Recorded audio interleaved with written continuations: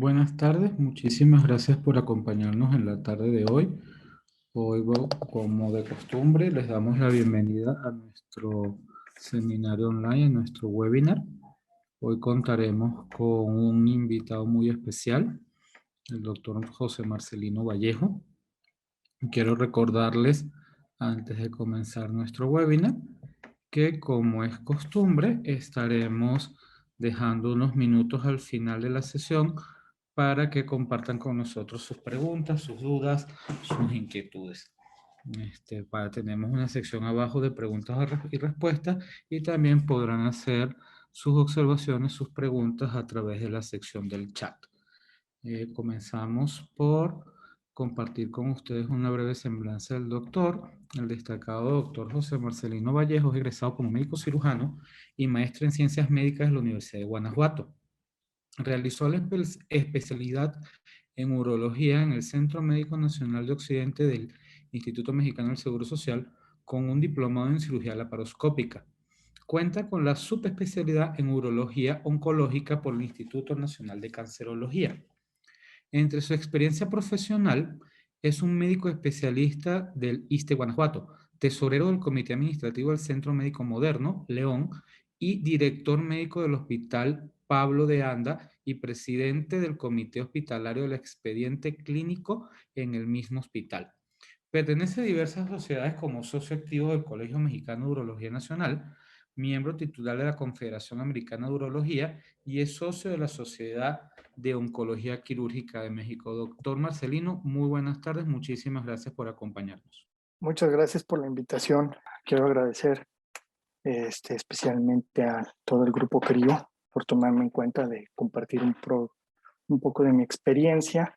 Bueno, abordar el tema de crioablación o abordar cualquier tema de cualquier tipo de tecnología que se aplique hacia la cirugía debe de ser abordada en dos aspectos principales. Primero, valorar la eficacia de la tecnología y después valorar la eficiencia de dicha tecnología. ¿Correcto? La eficacia se refiere a que la tecnología logre los objetivos clínicos que se propone con el menor riesgo posible para el paciente, en tanto que la eficacia se refiere a que dicha técnica consuma menos recursos que otro tipo de técnicas o tecnologías que hayan a disposición dentro del espectro terapéutico que da la enfermedad. Por cuestiones de tiempo y por cuestiones de que sería mucha información, solo nos vamos a enfocar a la eficacia de la crioablación, esperando que en otro momento pudiéramos hablar de su eficacia. Pues los únicos conflictos de intereses que tengo que reportar, pues es de que he venido trabajando con Grupo CRIO desde hace más de un año en implementar todas las tecnologías ablativas en el ISSSTE de Guanajuato. Y por el otro lado, pues quiero agradecer a mi equipo porque todo esto que les voy a presentar no sería posible sin ellos. Entre ellos la doctora Claudia Costa, mi patóloga, y mi socio, el doctor Omar Primitivo Rodríguez Vera. Bueno, la crioterapia forma parte de las terapias ablativas, ¿sí? Y las terapias ablativas a lo que se refieren es a la destrucción in situ del tejido que deseamos tratar. Y no tanto con el objetivo quirúrgico, que es más de tipo extirpar. De esta manera, la destrucción in situ del tejido, las terapias ablativas, se pueden dividir en dos, en térmicas y no térmicas, dependiendo de si utilizan o no la variable de la temperatura para la destrucción del tejido. Entre las no térmicas, pues tenemos la utilización de ciertas sustancias, de ciertas sustancias químicas, así como la radioterapia, que también es parte de las terapias ablativas.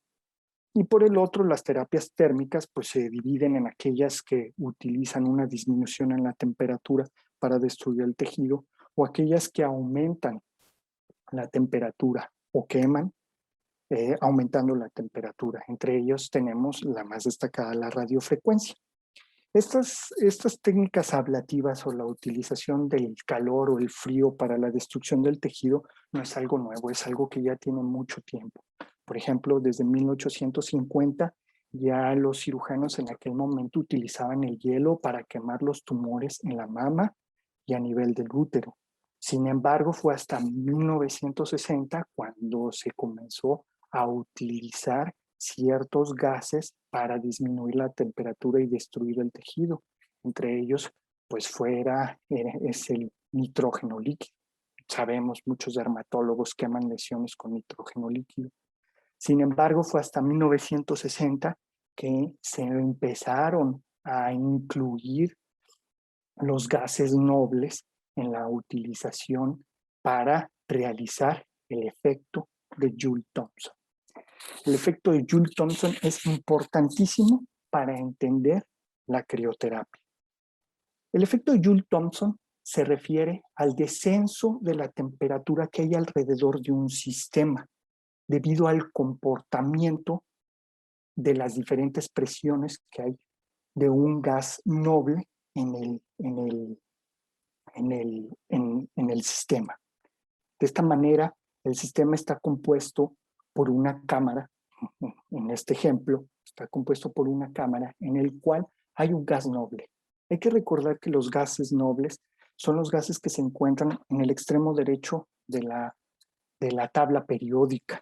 Se llaman nobles porque no interaccionan con ninguna otra partícula, debido a que si recordamos en el esquema atómico que se ve, que considera al átomo de cualquier partícula como si fuera un sistema planetario, la última órbita no existe, no está libre para poder interaccionar con otros elementos. Esto lo hace que no forme moléculas ni entre el mismo gas ni con otras partículas. Entonces, cuando este tipo de gas que no reacciona es sometido a un área en el cual se aumenta la presión, tanto por disminución del calibre del conducto como por la cantidad de partículas que hay, todo eso hace que cada partícula aumente su energía potencial. Dicha energía potencial, cuando pasa a un área de menor presión, dicha energía potencial se convierte en energía cinética, ¿sí? La división entre ambos sistemas puede ser por una válvula o por una membrana semipermeable, como es en este ejemplo. Entonces, la partícula que está aquí, para llegar a este grado de libertad, necesita energía para moverse. ¿De dónde viene esa energía? Esa energía viene del contorno, alrededor del sistema, y al absorber la energía que hay alrededor, disminuye la temperatura del sistema y eso produce que alrededor haya un congelamiento.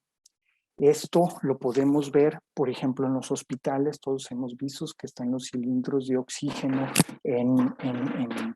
fuera en el cuarto de máquinas, y podemos ver que dependiendo del consumo de oxígeno que haya en el hospital, las válvulas, hay un cierto tipo de escarcha que se forma. Y eso es porque esos contenedores tienen el oxígeno a alta presión, y cuando pasan a un sistema de menos presión producen el congelamiento. Todo eso que les estoy platicando se lleva a cabo a través de este aparato. Este aparato es un sistema que regula toda la presión. En la parte de atrás es en donde se coloca el cilindro con el gas noble, que en este caso es el argón, el que se utiliza, ¿sí?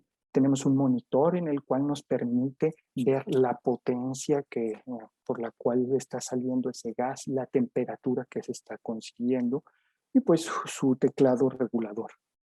Este efecto es llevado al tejido in situ a través de estos artefactos que se llaman criosondas, que son los artefactos que tienen dos lúmenes y por el efecto de Joule-Thomson forman una bola de hielo que provoca la destrucción del tejido.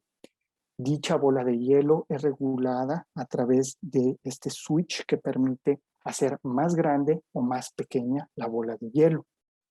¿Cómo es que funciona esto ya en situ, en el lugar en el que se hace?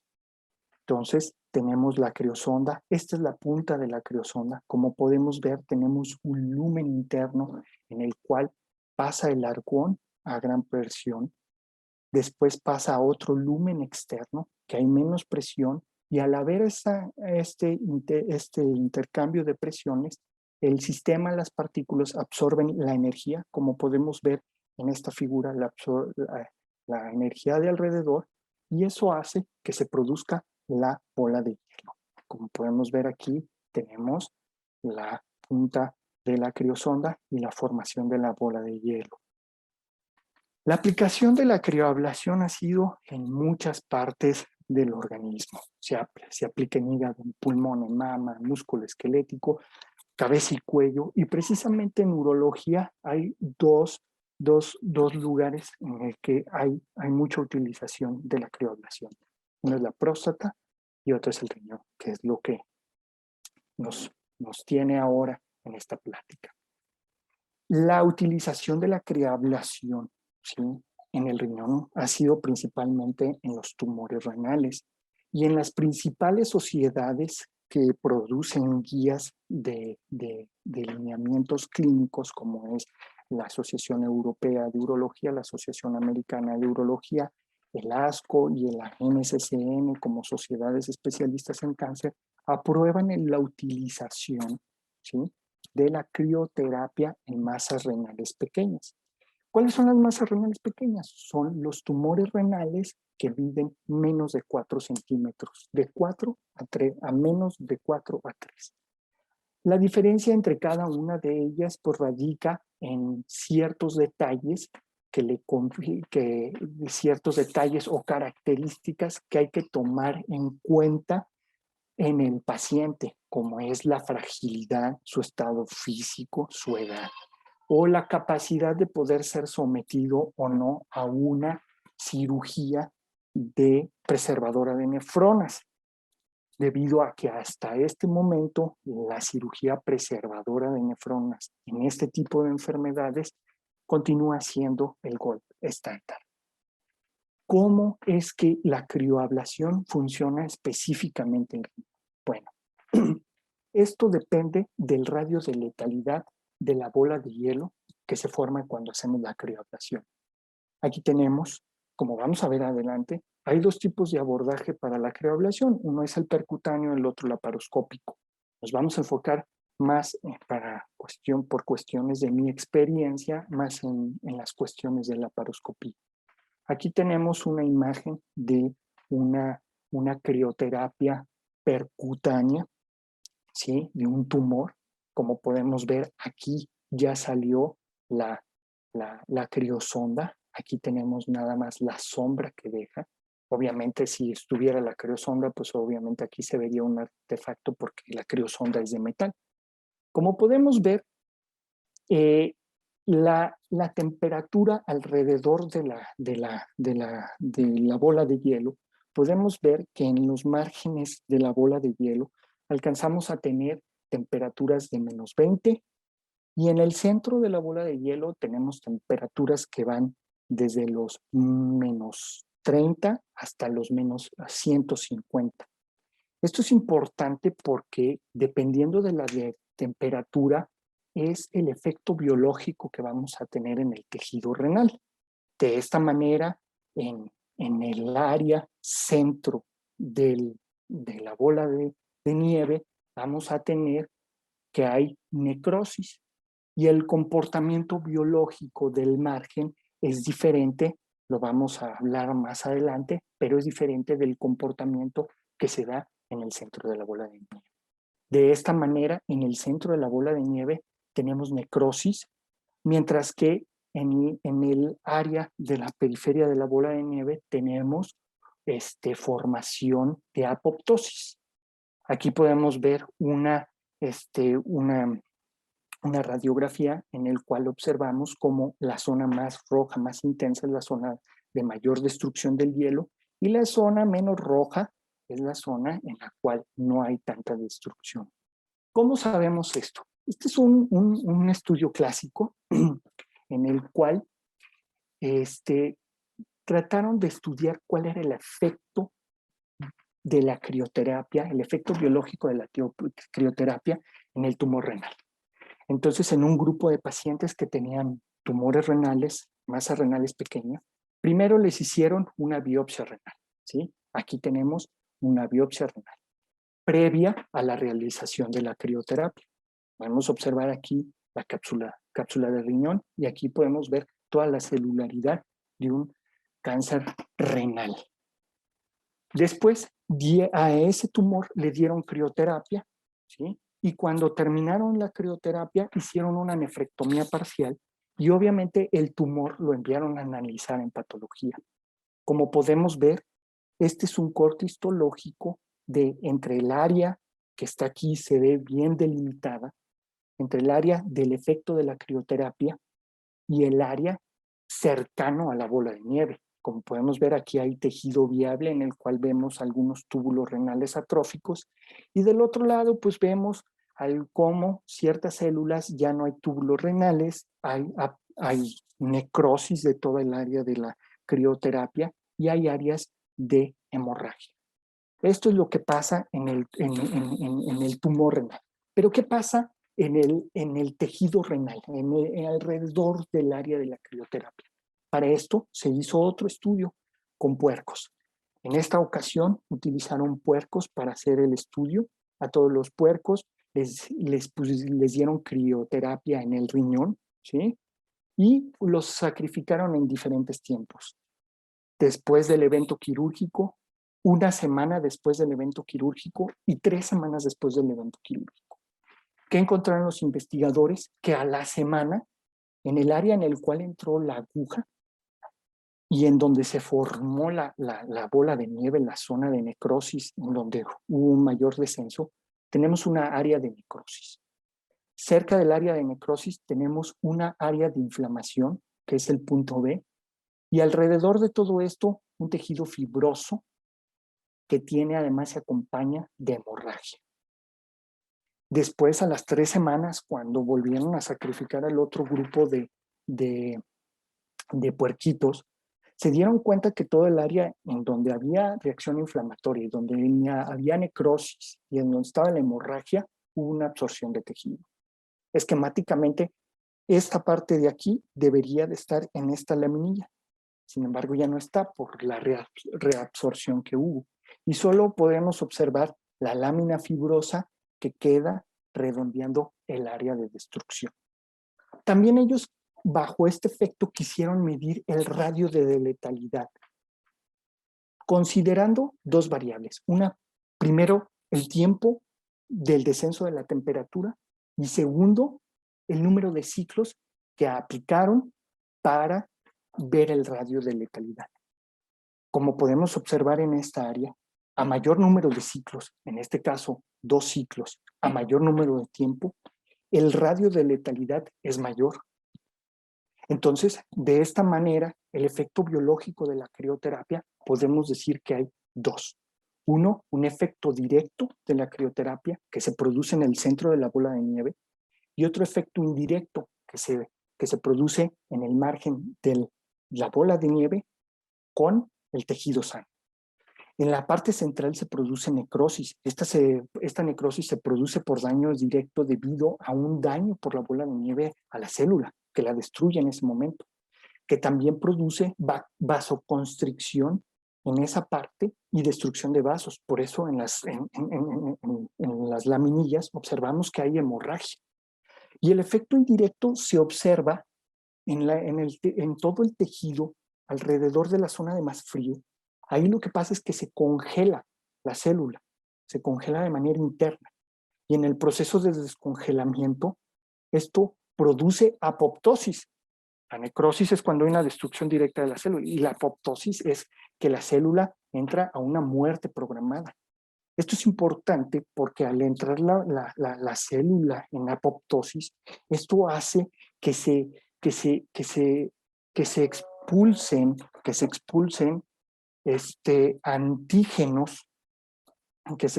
antígenos, de la célula y entonces esto produzca una reacción inflamatoria. Entonces, aquí tenemos el esquema de la presentación de antígeno-anticuerpo. Esto es importante debido a que, digo, no es tema de esta plática, pero ya se están corriendo estudios clínicos en los cuales se aprovecha esta exposición de antígenos-anticuerpos y aparte de inmunoterapia para en pacientes con cáncer renal avanzado se puedan ayudar a que esta respuesta inflamatoria destruya las metástasis. Pero esto es tema de otra cuestión, pero es parte de entender el efecto doble que tiene la crioterapia. De esta manera, de manera general, podemos decir que la crioterapia produce formación de cristal extracelular que destruye a la célula de manera directa, daño vascular, ¿sí? Apoptosis y reacción inflamatoria. Todo eso es el espectro del efecto biológico que hace la crioterapia en el tejido. Ahora, ¿cómo es que nosotros llevamos a cabo este efecto? ¿Cómo llevamos a cabo este efecto a nuestros pacientes? De manera personal, mi mayor experiencia radica en el abordaje quirúrgico laparoscópico. Ya más adelante vamos a hablar la diferencia con el abordaje percutáneo. El abordaje laparoscópico puede ser retroperitoneal o transabdominal. En lo personal, el retroperitoneal todavía tengo cierta dificultad porque exige un grado de conocimiento y perspectiva diferente de ver el riñón en una perspectiva posterior, que muchas veces por cuestiones de la grasa renal, pues pierdes el horizonte y es más difícil distinguir las estructuras que forman el riñón. En lo personal, la mayor parte de las cirugías las hago transabdominal. La colocación del equipo es como cualquier otra cirugía de riñón, ¿sí? Debemos de poner al paciente en decúbito lateral, ¿sí? Dependiendo de la ubicación del tumor. En este caso, el ejemplo, el maniquí tiene el tumor del lado derecho. Entonces, se da un decúbito lateral izquierdo, ¿sí? Esta es la disposición, la torre de la paroscopía, tener el ultrasonido transcavitario y el sistema de crioterapia. Por lo regular, aquí el esquema, pues falta un ayudante, ¿sí? Es una cirugía que se debe de hacer con dos. El abordaje, nosotros, mi equipo, lo hacemos a nivel de la línea pararrectal, ¿sí? A nivel del arco costal 11. Consideramos que ahí es un punto muy bueno para poder tener de frente el hilio renal, ya sea de izquierda o derecha. Los otros dos trócares, el resto de los trócares los ponemos en una posición de palo de golf o en L. Esto para facilitar la disposición corporal, tanto del cirujano como el ayudante. Hemos considerado que esa es una posición más ergonómica y cómoda al hacer la cirugía. Una vez que ya se aplicaron los trócares, como podemos ver en el esquema, el paso siguiente es hacer una disección de toda la unidad, no de toda, de hacer la disección del tumor. ¿Qué tanto esa disección se tiene que extender hacia el resto del riñón? Pues eso va a depender mucho de su ubicación anatómica, ¿sí? Por ejemplo, hay tumores que pues, están más anteriores, pegados al hilio, y obviamente pues hay que disecar el hilio. Hay tumores más endofíticos, los cuales pues por cuestiones de seguridad tienes que tener ya disecado el hilio renal para cualquier complicación intraoperatoria. El siguiente paso dentro de la técnica, una vez de que ya disecamos el tumor, es la realización del ultrasonido, la utilización del ultrasonido transcavitario, como lo vemos aquí. El ultrasonido aquí tiene dos objetivos. Uno, guiarnos para la toma de biopsia. Es importantísimo siempre tener una biopsia del tumor que vamos a proporcionar este tipo de terapia. Es importante siempre. Y la otra es para dirigirnos en la profundidad de la colocación de las criosondas. Como podemos ver aquí tenemos este ejemplo en el cual este es nuestro tumor. Aquí tenemos la aplicación de las dos criosondas. Después, ya una vez que tenemos ubicadas ya de una manera considerable la criosonda, tenemos, ¿sí? Tenemos aquí que eh, tenemos que se hace la bola de nieve, ¿sí? Hay una bola de nieve aquí que se hace, que es el efecto que estuvimos hablando. Esta bola de nieve aquí se exterioriza hacia las criosondas y aquí está el ultrasonido que nos permite ver la formación de esa bola de nieve. Este es, este es el punto más delicado de la formación de la bola de nieve, debido a que aquí algún movimiento brusco puede provocar la fractura del parénquima renal. Como mencionamos, por las cuestiones de los efectos biológicos, podemos observar que se hacen 2 ciclos de aproximadamente entre 10 y 15 minutos. Una vez que se hace el descongelamiento, dicho sea de paso que este descongelamiento puede ser pasivo o activo. Es activo cuando utilizamos algún otro tipo de gas para, para provocar y acelerar el descongelamiento. La mayor parte de las veces utilizamos el helio. Ya una vez, o puede ser activo, simplemente con la temperatura corporal, esperar a que se descongele la bola de nieve y entonces ya proceder. Como dijimos, esto tiene un efecto de hemorragia, entonces ponemos algún tipo de hemostático, el que utilizamos, que proporciona crío en el hospital, y aparte que es más cómodo de aplicar, el Flucil. Bueno, una vez que ya describimos todos los pasos que se deben de hacer dentro de la cirugía, bueno, cabe mencionar un último detalle dentro de la técnica quirúrgica, es que después de aplicar el Flucil, la mayor parte de las veces se debe de dejar un drenaje, esto para vigilar la formación de algún tipo de fístula.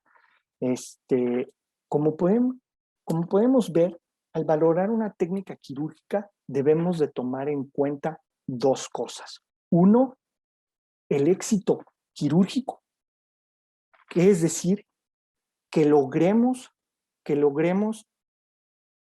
todos los objetivos que indican la técnica quirúrgica sin ninguna complicación para el paciente. Y otra es el éxito clínico, que se refiere a que esa cirugía nos produzca el control de la enfermedad. Son cuestiones completamente distintas.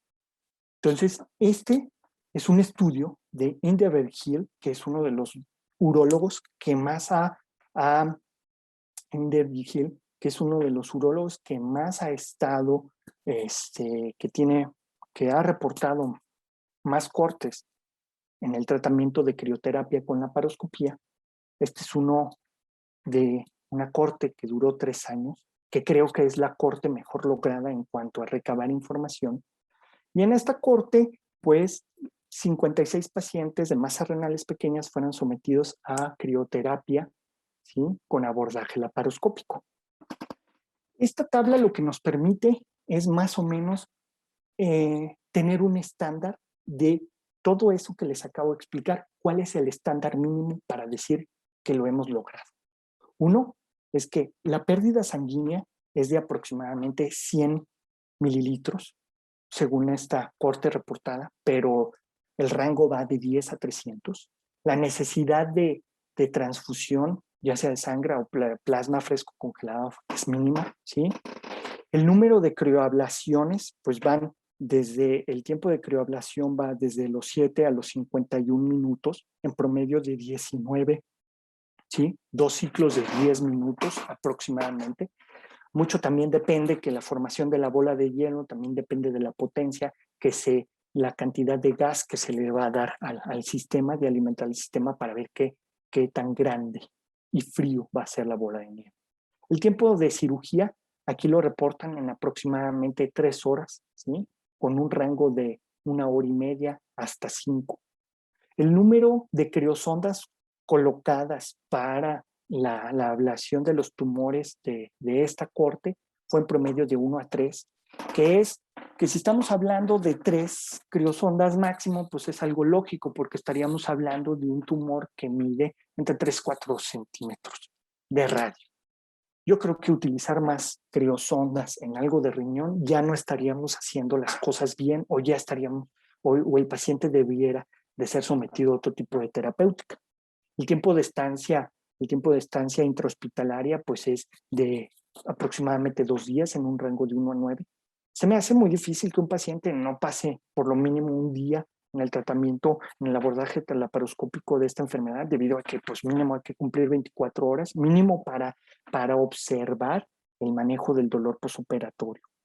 Las complicaciones que más nos preocupan, como les dije, son 2. Es la formación de la fístula urinaria y el sangrado.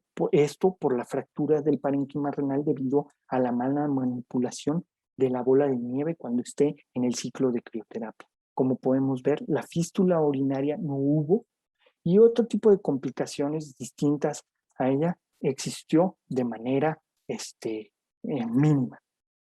Ya estos datos ya trasladados a datos trasladados a más series, como es en esta revisión sistemática, podemos ver que las complicaciones graves, como es la fístula urinaria y las hemorragias, pues prácticamente son mínimas, ¿sí? El número de complicaciones generales también son mínimas, y el tiempo de operación va, como lo dijimos, desde 2 horas a las 3 horas aproximadamente.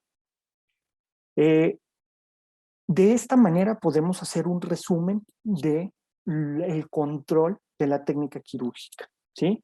Entonces podríamos decir que es un procedimiento en el cual esperamos un sangrado entre 100 y 300 mililitros, con un tiempo operatorio de entre 1 hora, de entre 2 horas a 3 horas mínimo, en el cual se deben de utilizar máximo 3 criosondas, y en la cual esperamos la mayor parte de las veces que no exista ninguna complicación. Ahora, el éxito clínico, el control de la enfermedad. ¿Qué tenemos al respecto de esto? Otra serie de estudios, ¿sí?, en la cual podemos observar que la falla al tratamiento y la recurrencia a 3 años, que es más o menos el promedio de seguimiento que hicieron todos estos doctores, podemos observar que es casi menos del 10%, entre el 10 y el 20%. Muy poco hay fallas y muy pocas hay recurrencias casi a los 3 años. Ahora, sí, ya dijimos, es fácil hablar de una técnica quirúrgica en la cual tenemos bien claros los pasos que estamos siguiendo. Pero ahora clínicamente, ¿cómo se hace el seguimiento? Ahí estamos en un terreno más árido, porque no hay mucho publicado al respecto de definiciones de éxito clínico. ¿Qué es una definición de éxito clínico? Es decir, ¿qué parámetros son los que tengo que buscar durante mi seguimiento para saber que la enfermedad regresó? En esta revisión sistemática solo encontraron 3 estudios en los cuales son muy precisos en las definiciones, ¿sí?, de falla al tratamiento. Para las 2 utilizan tanto la resonancia magnética como la tomografía. La temporalidad es la misma. Una tomografía cada 6 meses los primeros años, para después hacer una tomografía anual en los años siguientes. Como podemos observar, los 3 estudios están de acuerdo en hacer un seguimiento, y de que la falla al tratamiento provendría de observar algún aumento en la captación de contraste en el área que deja la fibrosis después de haber realizado la crioterapia, ¿sí? Entonces, de esta manera se utilizan parámetros de tomografía, resonancia. Incluso en este estudio podemos observar que no solo se vio la captación de contraste, sino también que se hicieron biopsias por cuestiones del protocolo a los 6 meses. En este no solo tampoco obtuvo la captación de contraste en la lesión que sobra, sino que también existe un crecimiento en el área de la cicatriz. Bajo estos parámetros podemos ver que la sobrevivencia a cáncer es cáncer del 100% en los 3 estudios y, y el periodo libre de recurrencia radiográfica pues es del 80 al 20%, tal cual lo habíamos visto en la corte de Inderbilt. Repercusión en la función renal. Ya vimos el efecto de la crioterapia en el tumor renal, pero ahora, ¿qué pasa con la función renal en el tejido renal que está? Podemos ver que en esta misma corte de Inderbilt, podemos ver que en los 56 pacientes que trató, la concentración de creatinina sérica antes de la cirugía y después de esta, hasta los 3 años de seguimiento, hubo un ligero incremento. En la mayor parte de las series reportan que cerca del 25% de todos los pacientes sometidos a crioterapia van a tener alguna variación en la función renal.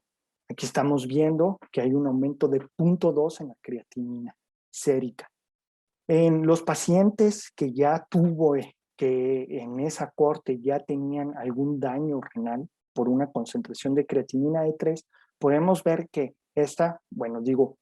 dentro del artículo mencionan que un subanálisis de esta población, muchos de estos pacientes terminaron, ya de por sí tenían una lesión renal por varias cuestiones multifactoriales, terminaron en una insuficiencia renal que requirieron diálisis y por eso tenemos esta disminución en la creatinina. El panorama ideal para valorar si la crioterapia es efectiva o no es en los tumores renales de riñones únicos, ¿sí? Entonces, por ejemplo, aquí en esta corte vimos que 10 pacientes tuvieron tumor renal en el riñón único y como podemos ver, existe un aumento en la creatinina sérica muy similar al reportado de los riñones. Es bien interesante este contexto del tumor renal en el riñón único. En una base de datos que hay en Europa, en el cual se alimenta esa base de datos de todas las personas que hacen terapias ablativas, en este caso crioterapia, cabe mencionar que los europeos son, creo yo, que las personas que más abogan por este tipo de terapias, principalmente en Inglaterra. En esa base de datos, de donde se ponen todos los pacientes que son sometidos a crioterapia, se sacaron 102 pacientes con riñón único y tumor renal. Como podemos ver aquí, la tasa de filtración glomerular preoperatoria de esos pacientes con respecto a la tasa de filtración glomerular postoperatoria, no hay ninguna diferencia significativa.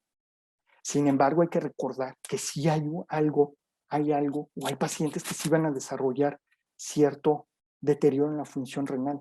¿De qué depende de eso? Depende de la anatomía. En este otro estudio, cerca de 75 tumores, relacionaron la escala de renal con respecto a la función renal. Es decir, a ver si había una correlación entre un puntaje renal más alto con un mayor deterioro de la función renal. De manera general, no encontraron ninguna diferencia.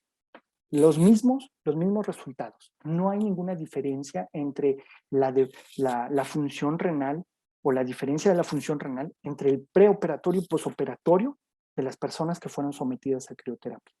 Sin embargo, ya en un subanálisis sí se encontró que las personas que tuvieron diferencias en la filtración glomerular se dieron cuenta que hay dos conceptos que van muy relacionados de la escala renal que sí ocasionaron una disminución de la función renal. Ellos son qué tan adentro o tan afuera estaba la lesión, si está exofítica o endofítica, qué tan cerca del cáliz estaba, o de la vía del sistema colector del riñón estaba el tumor.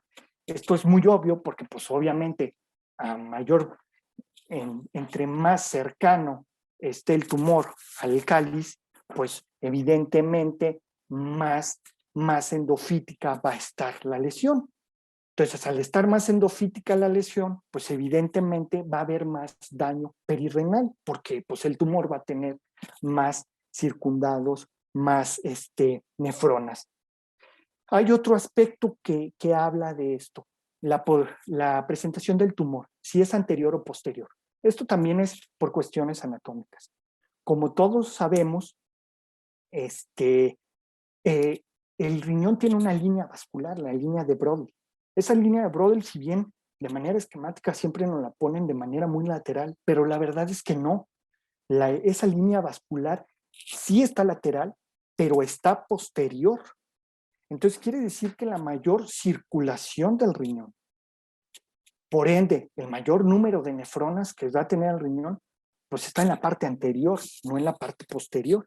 Entonces, esto también demuestra, pues, que los tumores que están en la parte anterior van a tener una mayor afección de la función renal. Ahora sí, la gran pregunta, no sé cuántos radiólogos intervencionistas tengamos hoy en la reunión, pero hace no mucho tiempo leí algún editorial en una revista que decía masas renales pequeñas, el tumor del radiólogo. Entonces, lo primero que dicen los que estén a favor de la cuestión percutánea, pues van a decir, ¿para qué disecas tanto si le puedes dar un piquetito y destruir? Y pues obviamente los de la paroscopía, pues a lo mejor dicen que es mejor disecar todo el riñón para tener una mejor efectividad del tratamiento. De manera que independientemente de las cuestiones de preferencia, que de mi muy peculiar ver las cosas, de manera muy personal de ver las cosas, yo creo que percutáneo o laparoscópico debe de definirse por dos cosas, el paciente y el contexto en el que te encuentras. De manera personal, a mí la atención a mis pacientes sería más tardada si los tratara de hacer percutáneos. En cambio, haciendo los laparoscópicos, la atención de mis pacientes se eficientiza, es más rápida. Pero bueno, vamos a valorar cómo, de manera técnica, si hay alguna diferencia entre la laparoscopía y la percutánea. Como podemos ver, no hay ninguna diferencia en el tiempo de operación, no hay ninguna diferencia en el número de criosondas que se utilizan, no hay mayor transfusiones, no hay diferencias en las transfusiones y no hay diferencia en la función renal. Es obvio que iba a haber una diferencia en los días de estancia porque pues obviamente no es lo mismo atender de manera ambulatoria, como es la naturaleza del tratamiento percutáneo, a la naturaleza del tratamiento laparoscópico, que dijimos que mínimo debiera de tener un día de hospitalización mínimo para manejar el dolor posoperatorio. En cuanto a las complicaciones, las que más nos preocupan, la de la fractura renal o el sangrado, no hay ninguna diferencia. La fístula urinaria, no hay ninguna diferencia. En lo que sí hay una diferencia es en la formación de hematomas perirrenales.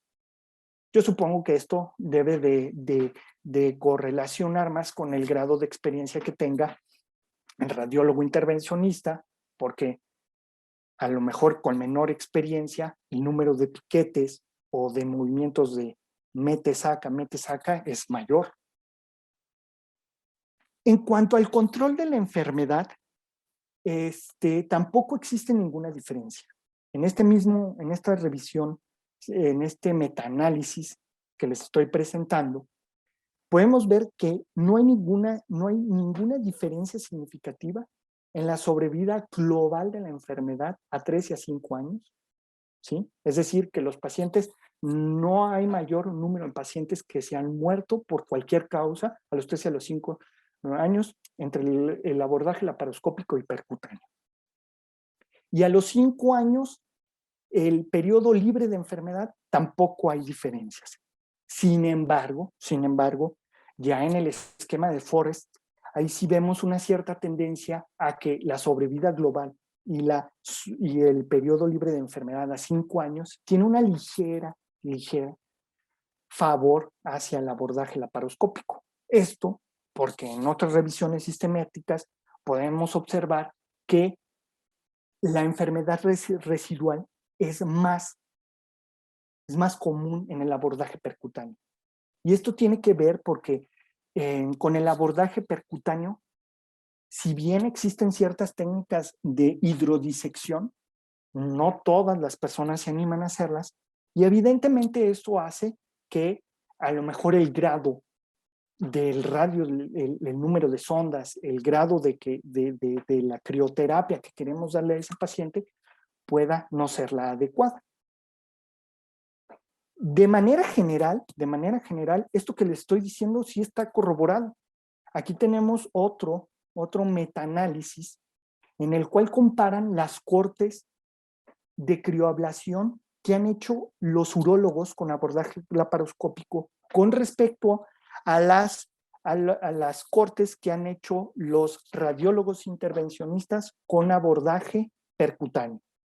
Y como podemos observar, las cortes de percutánea, los tumores se encuentran más posteriores, hasta en el 81% de las veces, y son más exofíticos, del 30 al 44%.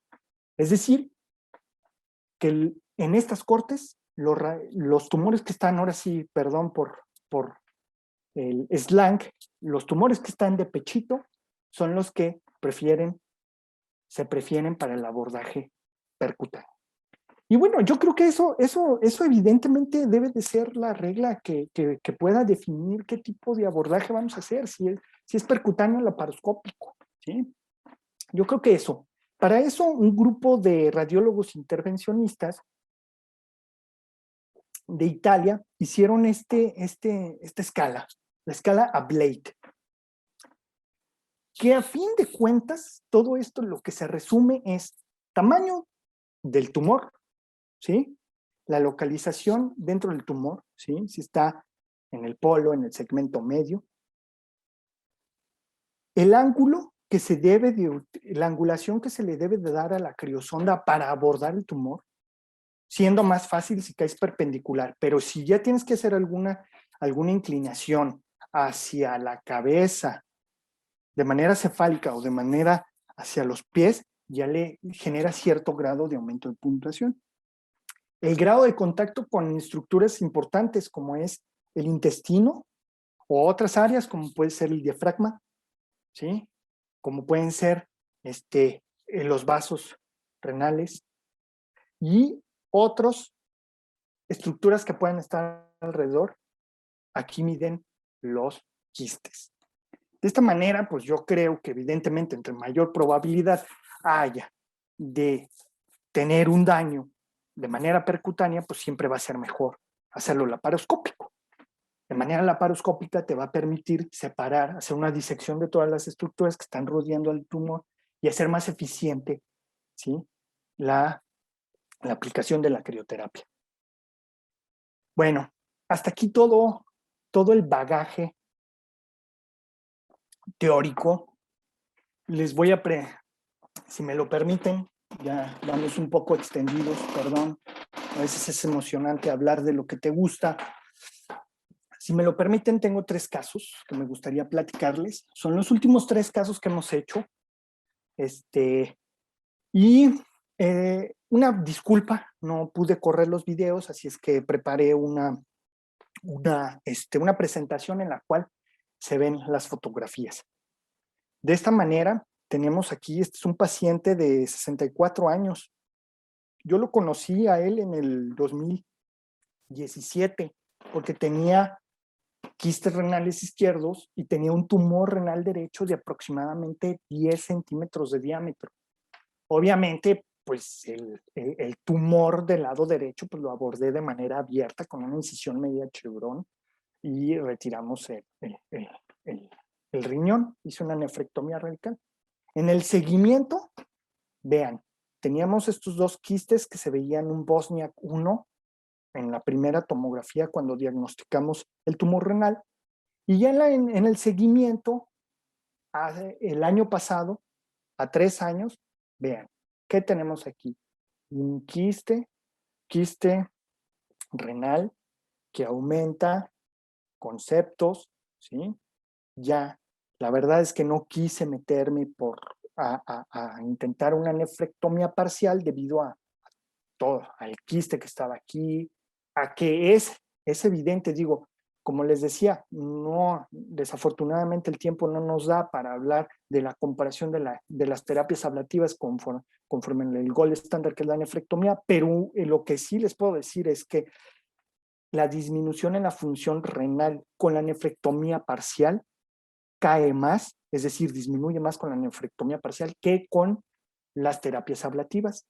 Bajo ese concepto, pues decidimos hacer una crioterapia con abordaje laparoscópico. Aquí tenemos la imagen, una disculpa, el video se grabó en blanco y negro, estamos un poco vintage, pero aquí tenemos la tomografía, nuestro tumor, aquí ya lateralizamos el colon, ya abrimos la fascia, disecamos la fascia perirrenal y aquí tenemos nuestro tumor. El paso siguiente, según la técnica, ¿sí? Es para poner el transductor. Este es el transductor. Aquí tenemos, está pasando la criosonda por uno de los puertos, ¿sí? Y ya se hace el piquete y comienza la formación de la bola de hielo. Como indica la técnica, hay que revisar, ¿sí? La formación de la bola de nieve para ver las estructuras. No tenía mucho miedo porque pues teníamos, era un quiste, tenía mucha formación quística. Sí no estaba tan cercano, aquí se ve muy cercano hacia la parte media del riñón, pero no estaba cercano hacia el sistema colector. Y aquí tenemos dos fotos, uno aquí del descongelamiento, pasivo obviamente, y la aplicación del Flowsil. En este caso, no tomé biopsia, debo de confesarlo, decidí no tomar biopsia por la obviedad de que ya teníamos el diagnóstico del riñón contralateral y que muy evidentemente estábamos ante una misma situación. Entonces obvié también para causar menos daño porque me preocupaba mucho que fuese una unidad renal. Y aparte que este paciente pues tenía una creatinina limítrofe de cerca de 1.5, 1.6 varía, pero ¿cómo se dice? Me interesaba mucho conservar la renal. La tomografía, 3 meses después de la cirugía, como podemos ver, vean, obviamente aquí sí le metieron contraste, pero ya aquí el radiólogo se vio un poco más temeroso, ya no aplicó tanto medio de contraste.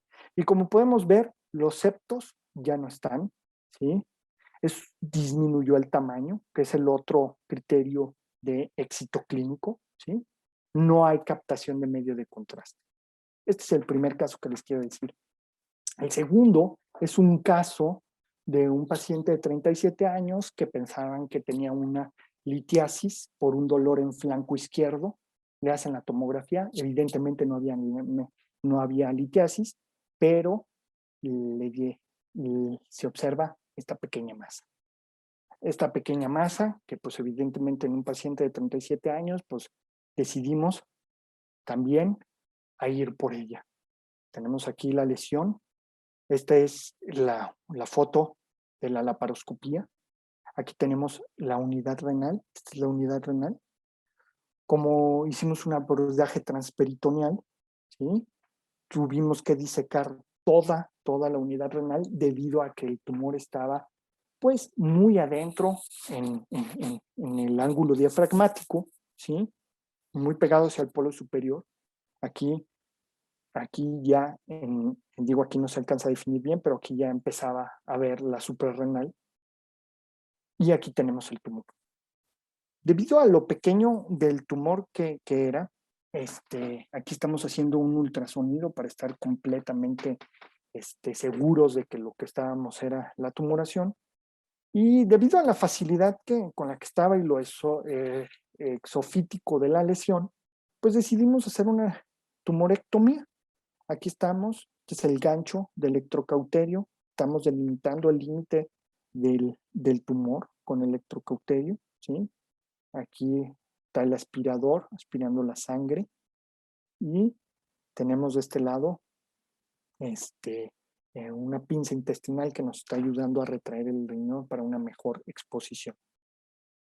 Aquí obviamente por la utilización del electrocauterio tenemos la disección de todo el tumor renal. Aquí el ayudante está tomando el tumor para dar el último corte antes de extraer la pieza quirúrgica. Obviamente pues el sangrado que se ve abundante, pero pues en realidad no es mucho. Fue una cirugía que calculamos al mucho 2 gasas de sangrado. Esta es la imagen ya después de que quitamos el tumor, ¿sí? Como podemos ver, el área de, de, de, de, de, de disección y la lesión bueno, no lesión, sino el efecto secundario de la quemazón. Aquí está. Y bueno, tenemos aquí la separación, estamos aquí con el ultrasonido transcavitario y aquí estamos pasando la criosonda, ¿sí? Para dar crioterapia al lecho en donde se encontraba la tumoración. Esta es la criosonda, aquí de manera casi paralela, ¿sí? Entramos de manera paralela al área donde estaba, para, digamos, de rozoncito, perdón por el slang, destruir las células cancerosas que pudieran quedar aquí, ¿sí? Aquí tenemos eso. Bueno, pues aquí lo que dice el tema de masas renales pequeñas, pues es que entre más pequeño sea un tumor renal, pues mayor probabilidad es de que sea benigno. Sin embargo, así la tasa de carcinomas renales sigue siendo muy elevada, hasta del 50 al 60% según las series consultadas. Afortunadamente para este señor, fue un angiomiolipoma. Como podemos ver aquí en estas 2 laminillas, pues son grasas y la formación de vasos sanguíneos. Un último caso. Este caso también me gusta mucho y sobre todo me gusta mucho porque pone en jaque el axioma que les acabo de decir y aquellos que, que, que son proactivos en la vigilancia activa de las masas renales pequeñas, les debiera de quedar de reflexión con este caso. Este es un paciente, 65 años también, paciente que tuvo COVID y en la tomografía, en una de las tomografías que se le hicieron para ver el CORRATS, se encontró que tenía una masa, un tumor renal, aproximadamente 3 centímetros, polo superior, cara posterior, pegado al hígado, ¿sí? Es aquí lo podemos delimitar en la fase nefrográfica. Como podemos ver, aquí está el tumor, el área hacia los cálices, aquí lo podemos ver muy pegado. Esto también quiero comentarles este caso porque, pues bueno, la aplicación de la crioterapia no solo tiene que ser percutánea o laparoscópica, también puede ser abierta, ¿sí? Debido a este caso no lo intentamos laparoscópico debido a que también, aparte de tener COVID, el paciente tuvo un síndrome Mirizzi, ese síndrome que por el impacto de la piedra en la vesícula eh, produce necrosis del fondo de la vesícula y eso produce una peritonitis química, una peritonitis biliar. Entonces tuvo peritonitis biliar y trataron de hacer una colecistectomía laparoscópica en la cual con un puerto le dieron un llegue al colon, perdón otra vez por mi slang, y tuvieron una lesión en la vía biliar que le ocasionó una fístula y un nuevo peritonitis biliar, ¿sí? Y luego con la fístula intestinal que requirió de otras 2 cirugías. Entonces, era un paciente que de entrada ya iba a ser casi imposible hacerlo de manera laparoscópica, motivo por el cual pues decidimos hacerlo abierto. Como podemos saber, pues hicimos un abordaje, ¿sí? un abordaje en flanco derecho, a nivel de la costilla entre 11 y 12. En lo personal, a mí no me gusta quitar costilla en este tipo de abordaje. Creo yo que si lo logras hacer lo suficientemente adelante, el peritoneo te da cierta capacidad para que puedas rechazarlo hacia adelante, ¿sí? Y con una muy buena disección de la unidad renal, puedes luxar el riñón de los ligamentos suspensorios superiores y poderlo luxar de tal manera que pues tengamos esta imagen. Como podemos ver, aquí tenemos el tumor renal, ¿sí? Aquí. Íbamos a ir por simplemente hacer la crioterapia, por lo metido que estaba, pero pues luego ya, perdón por el slang, pues ya vimos ahí que sí se le veía una delimitación y pues decidimos hacerle la nefrectomía parcial. Aquí está la nefrectomía parcial. Afortunadamente no hubo lesión del sistema colector, entonces aquí tenemos cómo quedó el riñón. Y pues obviamente decidimos también dar crioterapia en el lecho. Aquí está la imagen, está una criosonda y eso, que igual decidí meterlas de manera paralelo al tejido restante, debido a que si la metía perpendicular, pues existía como ya si de por sí el tumor estaba muy limítrofe con, la, con los sistemas caliciales, pues evidentemente esto iba a provocar de que a lo mejor con el margen de la bola de hielo podía lesionar.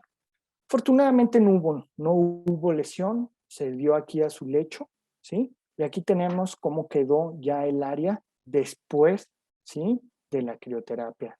Esta es parte del derretimiento que produce la bola de hielo.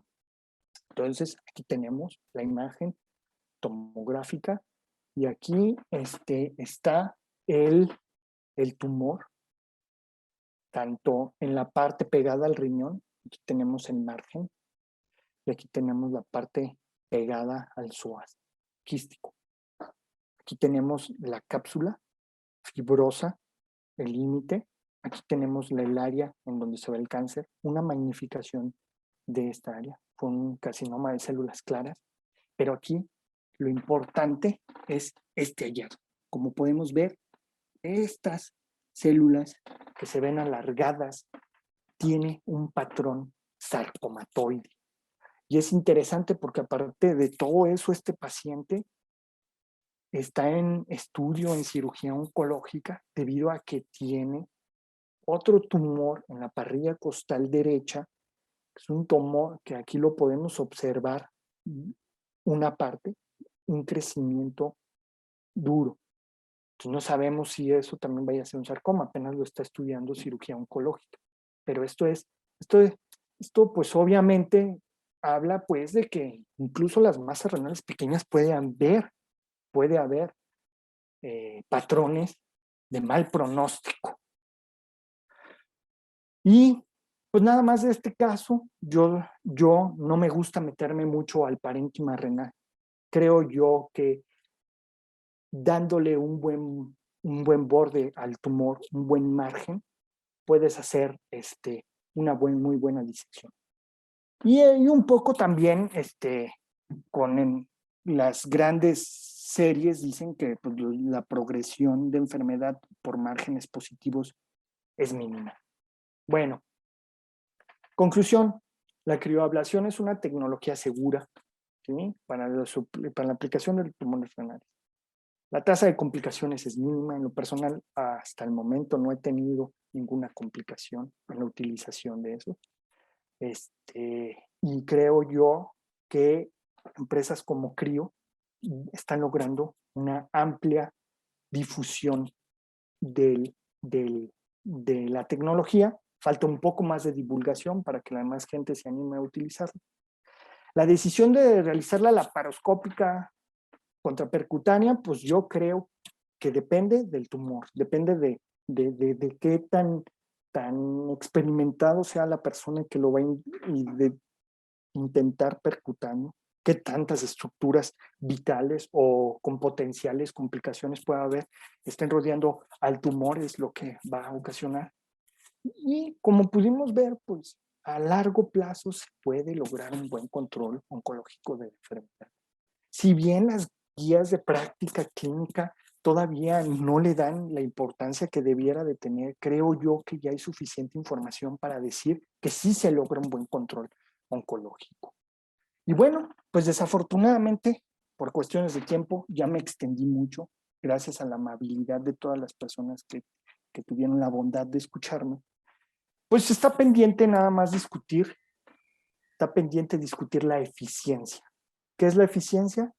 Primero, compararlo contra la observación, comparar la crioterapia contra otras técnicas ablativas, compararlo contra el gold estándar que sigue siendo la nefrectomía parcial. Bueno, muchísimas gracias por escucharme. Espero que lo poco que he ido aprendiendo les haya servido. Espero que les haya gustado mi análisis de la información. Y si en algo les puedo ayudar, aquí están mis datos. Con todo gusto, si quieren ir a visitarme ahí al hospital y ver un poco de cómo es la dinámica y la logística para lograr estas cosas, pues estoy a sus órdenes. Muchas gracias. Doctor, muchísimas gracias por tan excelente presentación. Todos estamos muy agradecidos por la pasión que le ha puesto y la entrega que le ha puesto a este webinar, a la preparación que hizo para esta plática. Estamos sumamente agradecidos y orgullosos de contar con usted en nuestro staff de especialistas, ¿no? En nuestro staff de médicos que trabajan con ablación. De verdad que no me queda más que agradecerle el tiempo que le dedicó a preparar esta presentación y a compartirlas con nosotros, a compartir su experiencia. De verdad que de parte de la empresa y del mío propio, muchísimas gracias. Vamos a leer algunas preguntas que tenemos por aquí, doctor, abusando de la confianza y del tiempo. Por acá nos preguntan, ¿existe una relación del daño tisular respecto al tiempo de congelación? Del daño tisular al tiempo de bueno, eso lo pudimos ver en la diapositiva en la cual puse ¿cómo se dice? En el que puse el daño al tejido redundante. Entonces, evidentemente, entre mayor tiempo, ¿sí? Entre mayor tiempo demos de congelación y mayor ciclos de congelación demos, el radio de absorción, el radio de fibrosis que va a haber en el tejido renal va a ser más grande, hasta 4 centímetros con 2 ciclos de 15 minutos cada uno, ¿sí? Eso por un lado. Por el otro, hay que, y eso se me olvidó comentarlo, es que las células renales por debajo de los 20 grados no alcanzan a entrar a apoptosis según los estudios de ciencia básica, entonces son células que van a sobrevivir. No sé si ojalá la persona le haya podido contestar su respuesta, su pregunta, perdón. Muchas gracias, doctor. Sí, la persona sigue conectado. También nos pregunta, ¿la ubicación del tumor debería definir el método de abordaje o es indiferente? Claro, es lo que es, yo creo, el factor principal. Ahí estaba ¿cómo se llama? La estadificación que les puse, ABLATE. La ABLATE es una clasificación que es muy parecida a renal, pero renal le hicieron sobre todo para ver las complicaciones de nefrectomía parcial. Pero precisamente para crioterapia y con abordaje para poder diferenciar, digo, en un contexto ideal, le repito, mi contexto no tengo a la facilidad del tomógrafo para hacerlos de manera percutánea, por lo cual todos los meto laparoscópicos, pero en un contexto ideal en el cual puedas, te dé lo mismo acceder al tomógrafo que a meterlo a la laparoscopía, yo creo que puedes, se puede ver ahí en la diapositiva. Después en mis redes sociales comparto la presentación para que se vayan a esa diapositiva, bajen el artículo de ABLATE y puedan hacer la estadificación de su lesión y con base a eso poder decidir entre un abordaje laparoscópico o percutáneo. Cabe mencionar pues que incluso dentro de CRIO está el doctor Elizondo, de Monterrey, que bueno, en una plática que dio aquí en un webinar, pues nos presentó casos de que el doctor pues le es indistinto, ¿no? Ya tiene mucha experiencia en tomar los planos para hacer hidrodisecciones con el colon, con incluso lesiones de polo superior las hacía transhepáticas, ¿sí? Pero pues yo creo que bueno, el doctor está en un contexto en el cual le permite hacer ese tipo de proezas. Yo en lo personal a las personas en general, yo recomendaría hacer un ablate. A mayor ablate, yo me iría a un abordaje laparoscópico. A un menor ablate, yo haría un abordaje percutáneo. Perfecto, doctor. Muchísimas gracias. Muy, muy clara su respuesta y su observación. Por acá, bueno, varias felicitaciones. Excelente presentación. Muchas gracias, doctor. Acá tenemos una pregunta más. Si dar 2 ciclos de congelamiento da un buen resultado, ¿dar 3 ciclos sería mejor? No, vuelvo, al concepto del estudio de los puerquitos. Ahí, a mayor número de ciclos y a mayor tiempo de congelamiento, mayor va a ser el radio de lesión en el parénquima residual, ¿sí? Y eso no ha demostrado que por más ciclos vayas a matar más células, ¿no? Y la explicación fue, el daño directo se da en el centro de la bola de nieve, ¿sí? En la periferia va a haber una apoptosis celular, que es la que nos va a permitir hacer la reacción inflamatoria.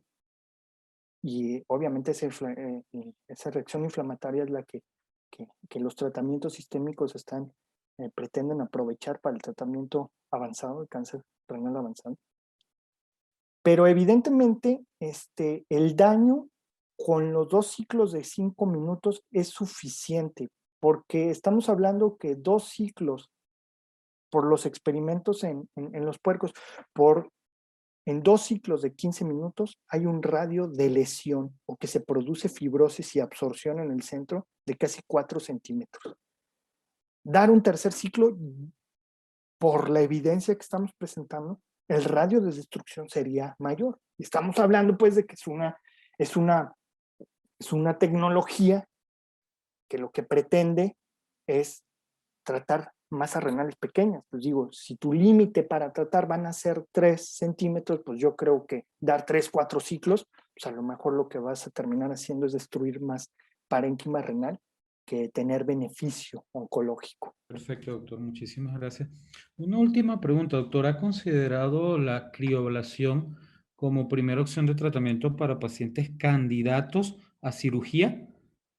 Porque es como uno de los grandes cuestionamientos que nos hacemos, ¿no? Si el paciente es candidato a cirugía, ¿lo consideraría para una crioablación renal? Bueno, caemos a lo mismo. Depende del tamaño del tumor.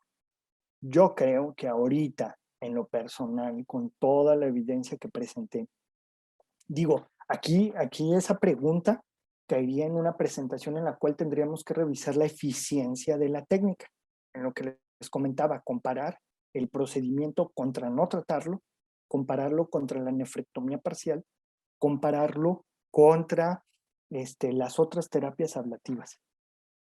Ahorita yo creo que toda la evidencia que hay es que la crioterapia se va a convertir en la brevedad, yo creo que en una primera opción para el tratamiento de masas renales de primera intención. Yo creo que tumores más grandes ya no dan, porque como dijimos, a mayor número de creosondas, pues la destrucción del parénquima renal residual va a ser muy grande. Traté de ejemplificar, digamos, el estándar de una cirugía laparoscópica con crioterapia. Yo creo que son 3 criosondas. Ya después de ahí, pues a lo mejor incluso hasta el riñón que queda ya ni va a funcionar por el radio de lesión. Entonces yo creo que sí va a ser la opción de primera intención en tumores. Y y ante todo, ¿de qué va a depender que las terapias ablativas tengan mayor eficiencia?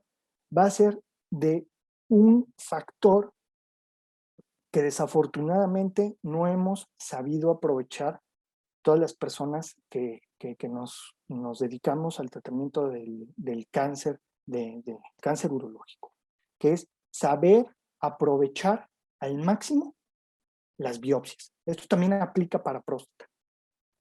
Mientras no cada día las biopsias están cobrando más importancia.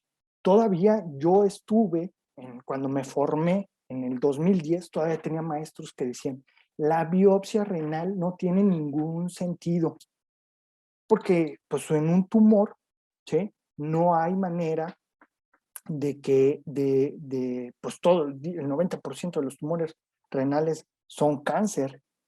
Entonces ellos decían, ¿para qué haces una biopsia renal? Pero en la actualidad, como dijimos, la biopsia renal está cobrando más importancia debido a que cada vez hay mayores elementos de análisis histopatológicos en el producto de biopsia que nos va a poder personalizar más el tratamiento. Entonces, debido a que a esa precisión, a esa exactitud que está tomando el paradigma de la biopsia tanto renal como prostática, nos va a permitir que este tipo de terapias vayan ganando más auge y vayan teniendo mayor aceptación en la comunidad científica, en las personas que dan, las personas que hacen las guías. No sé si con esto contesté su pregunta. Perfecto, doctor. De verdad que mucho más allá de lo que esperaba. O sea, me quedó muy claro mi duda. Doctora, muchísimas gracias. Ya no me queda más que agradecer su maravillosa presentación, su disposición, el trabajo que ha hecho para que estemos hoy acá. Agradecer a todos los que nos acompañan de todo México y también nos acompañan de Perú y de Centroamérica, Panamá, etcétera. Gracias a todos los asistentes. Nosotros acostumbramos en este momento a abrir las cámaras para que todos los que nos acompañen pues puedan agradecerle directamente al doctor y pues darle un fuerte abrazo y un caluroso agradecimiento, doctor. De verdad, muchísimas gracias por su tiempo y esperamos contar con usted para una próxima presentación y un próximo webinar más adelante.